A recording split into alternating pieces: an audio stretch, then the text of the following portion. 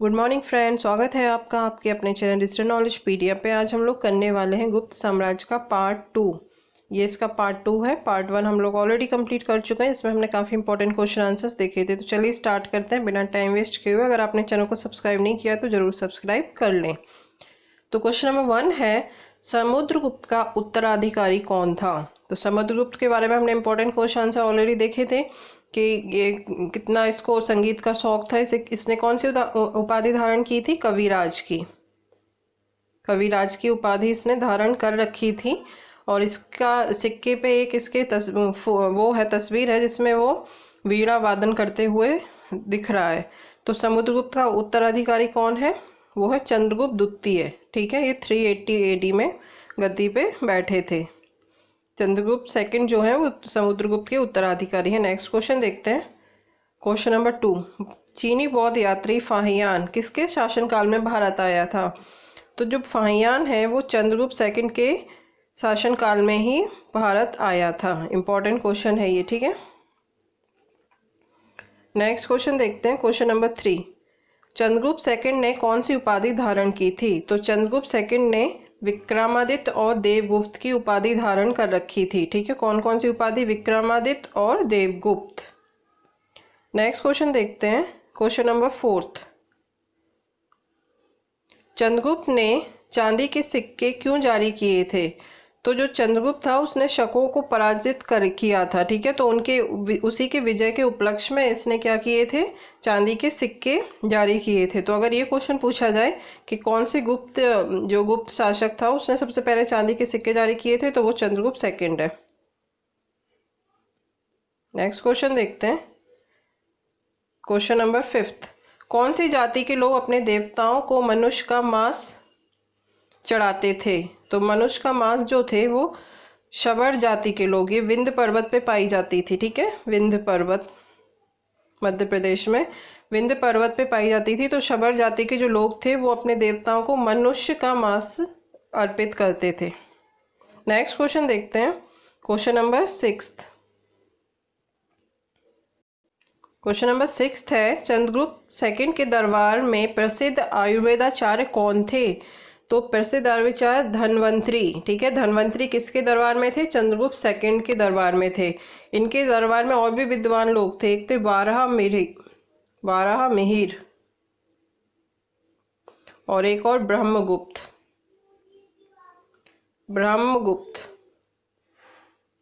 ठीक है, तो ये दो महान तीन हो गए।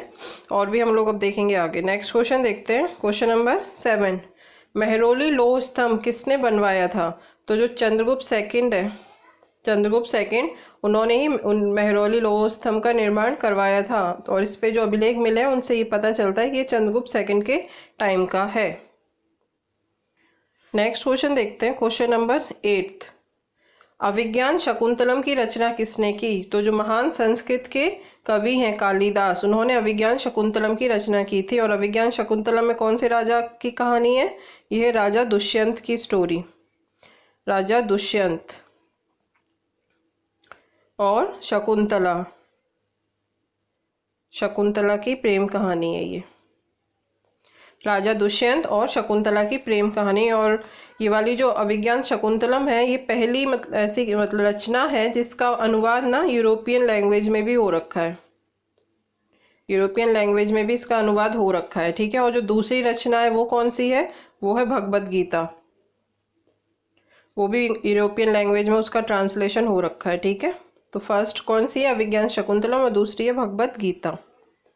नेक्स्ट क्वेश्चन देखते हैं। क्वेश्चन नंबर 9, चंद्रगुप्त सेकंड का उत्तराधिकारी कौन था? तो चंद्रगुप्त सेकंड का उत्तराधिकारी था कुमारगुप्त फर्स्ट। ठीक है, कुमारगुप्त फर्स्ट का एक और नाम मिलता है, वो है गोविंद गुप्त। ठीक है, और कुमारगुप्त ने सबसे इंपॉर्टेंट काम किया था नालंदा यूनिवर्सिटी। जो नालंदा यूनिवर्सिटी थी उसका स्टैब्लिशमेंट किसने करवाया था? कुमारगुप्त फर्स्ट ने। नेक्स्ट क्वेश्चन देखते हैं। क्वेश्चन नंबर 10, गिरनार पर्वत पर स्थित सुदर्शन झील की मरम्मत का कार्य किसने करवाया था? तो जो स्कंदगुप्त है, स्कंदगुप्त ने जो गिरनार पर्वत पे सुदर्शन झील है गुजरात में, उसकी मरम्मत का कार्य करवाया था। इंपॉर्टेंट क्वेश्चन है, स्कंदगुप्त ने करवाया था। और स्कंदगुप्त कौन है? ये है कुमारगुप्त का उत्तराधिकारी। कुमारगुप्त फर्स्ट का जो है वो उत्तराधिकारी कौन है? स्कंदगुप्त। ठीक है, नेक्स्ट क्वेश्चन देखते हैं, क्वेश्चन नंबर 11। किसके शासन काल में हूणों का आक्रमण प्रारंभ हुआ था? तो जो स्कंदगुप्त है उसी के शासन काल में हूणों ने इंडिया पे आक्रमण करना शुरू कर दिया था। नेक्स्ट क्वेश्चन देखते हैं, क्वेश्चन नंबर 12। अंतिम गुप्त शासक कौन था? तो जो विष्णुगुप्त है वो थे लास्ट गुप्त शासक। इंपॉर्टेंट क्वेश्चन है कि विष्णुगुप्त थे लास्ट गुप्त शासन कर। ठीक है, नेक्स्ट क्वेश्चन देखते हैं, क्वेश्चन नंबर 13। पंचतंत्र की रचना किसने की? तो जो विष्णुगुप्त है उन्होंने ही गुप्त साम्राज्य उसी टाइम पे इन्होंने विष्णुगुप्त ने पंचतंत्र की रचना की थी, और ये पंचतंत्र संस्कृत में इन्होंने इसकी रचना की थी। ठीक है, संस्कृत में। इंपॉर्टेंट क्वेश्चन है। और ये जो पंचतंत्र है ये दुनिया की सबसे, बाइबल के बाद जो सबसे फेमस बुक है वो है पंचतंत्र। अगला क्वेश्चन देखते हैं, क्वेश्चन नंबर 14। आर्यमहीयम एवं सूर्य सिद्धांत नामक ग्रंथ के लेखक कौन है? तो जो आर्यभट्ट है वही है आर्यमहीयम और सूर्य सिद्धांत के ग्रंथ के लेखक। और आर्यभट्ट ने ही सबसे पहले दुनिया को क्या बताया था कि जो सूरज है वो सेंटर है और धरती इसके चारों तरफ घूमती है। ठीक है, तो ये चीज़ सबसे पहले किसने बताई थी? आर्यभट्ट ने। अगला क्वेश्चन देखते हैं, last question, question number 15। Mrichchhakatikam नाटक किसने लिखा है?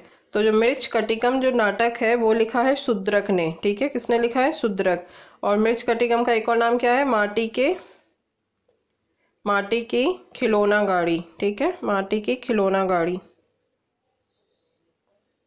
माटी की खिलौना गाड़ी। और इसमें क्या है, स्टोरी क्या है? एक निर्धन ब्राह्मण है और एक वैश्या की कहानी है ये। ठीक है, मृच्छकटिकम में। तो इसी के साथ गुप्त साम्राज्य के इंपॉर्टेंट क्वेश्चन आंसर हम लोग खत्म करते हैं। मिलते हैं अगले सेशन में, तब तक पढ़ते रहिए, ध्यान रखिए अपना। Thank you.